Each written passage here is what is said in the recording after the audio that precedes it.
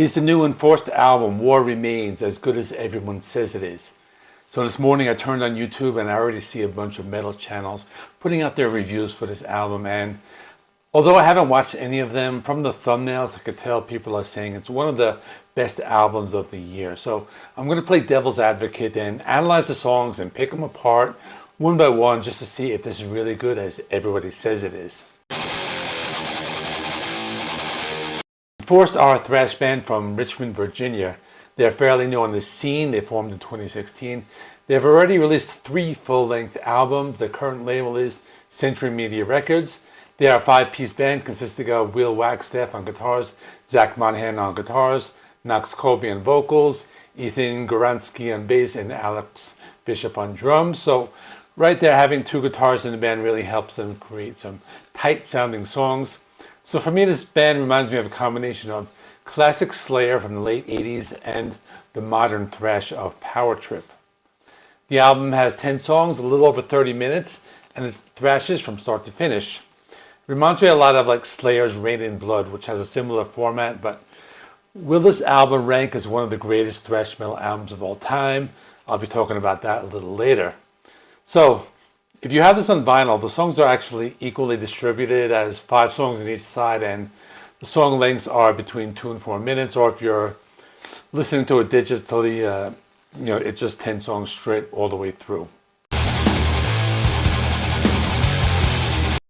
Side A opens with Aggressive Menace. Right from the start, the song takes off like a rocket with some lightning fast guitar riffs and drums. If you like fast and heavy thrash, the song moves at breakneck speed. There are also lots of those galloping guitar riffs played on the open E string. Vocals reminded me of Powertrip or maybe even Al Jorgensen from Ministry. Very heavy and brutal, but the vocalist can also be understood if you want to listen to the lyrics. I like the use of the tempo change that comes after like the 2 minutes in the song, and that goes into a brief solo. The Quickening is the second track, and this one has a similar pace to the one before it. They changed up some of the riffing to make it different, but we're already at song number 2, and you really have to pay attention to when one song transitions to the other. We get lots of wailing guitars in this track. The pacing is very fast. They incorporate a few seconds of isolated guitar riffs, and that helps you focus more on the song. The drumming is still very intense, and it hasn't let up, and we're only on the second song. Hanged by My Hand continues with fast drumming and guitar riffs. We are on song number 3, and the speed has not slowed down a bit. There are a few seconds of isolated guitar here as well. A lot of that chugging open E guitar string, the open E guitar, and the guitar solo wails in this track. It's a little longer than the first few songs. It has some of those like Slayer sounding riffs close to the 3-minute mark, so that was pretty cool. Avarice is the 4th song, and it sounds like a continuation of the last one. If you're not paying attention, you might think it's the same song, but it's cool. They do more of those old school Slayer type riffs. Now, I'm about 1 minute into the song, and they play a sustained power chord. So at this point, I think they're slowing down, but it only lasts a few seconds, because after that, they go right into double time. And then, I didn't think they can go faster, but apparently they do. This is one song where the chorus is kind of understandable, so far everything has been fast and heavy, but they are going to slow it down a little later, so keep watching to find out. War Remains is the last song on side A. This one had an opening riff that was unique enough to make it feel like it's its own song. Not that they're doing anything different. They're still playing at breakneck speed. They even like turn up the speed around the middle of the song, so there's no letting up with this album so far. We're about halfway through the album, and they haven't let up the speed yet. There haven't been any mid-paced or slow parts. It's all speed and aggression on side A, so if you like that kind of thing, you can probably appreciate this.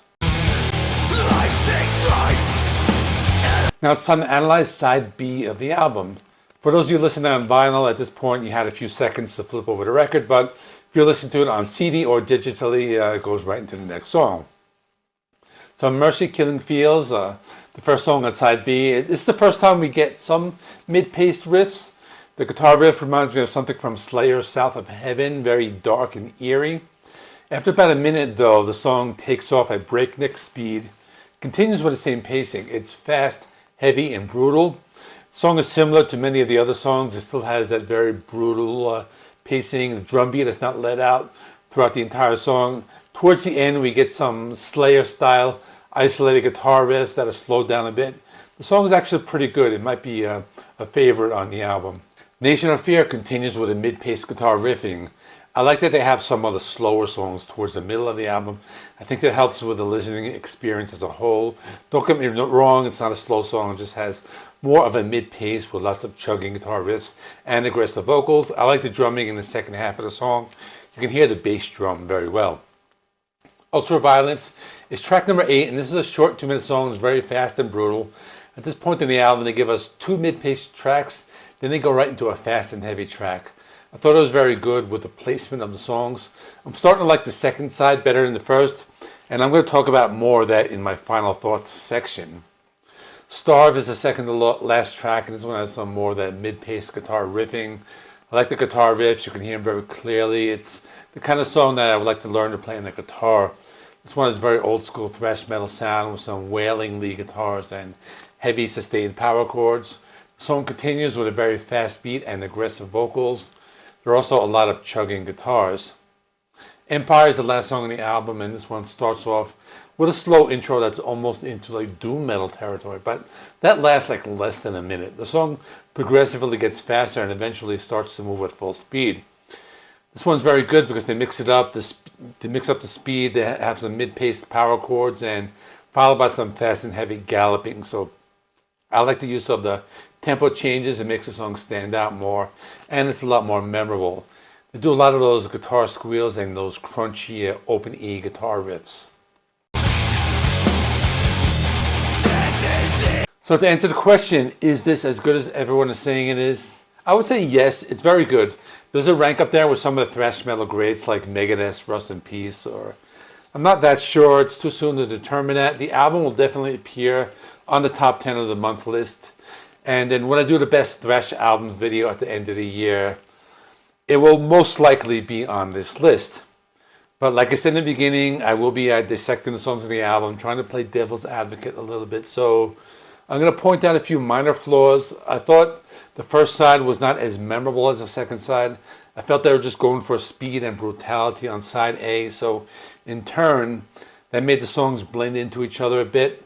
But once I got to the second side, I started to really like the album a lot. I think they need to have some more of those slower to mid-paced songs to mix it up a bit. That just might be my personal preference. I know there are a lot of you who prefer the extreme side of thrash metal and like everything like fast and heavy. So my score is an 8.5 out of 10. I almost went with a 9, but the first side brought it down like a half a point for me. Let me know in the comments what you thought. Check out this video right here, and thanks for watching. Like, comment, subscribe. See you in the next one.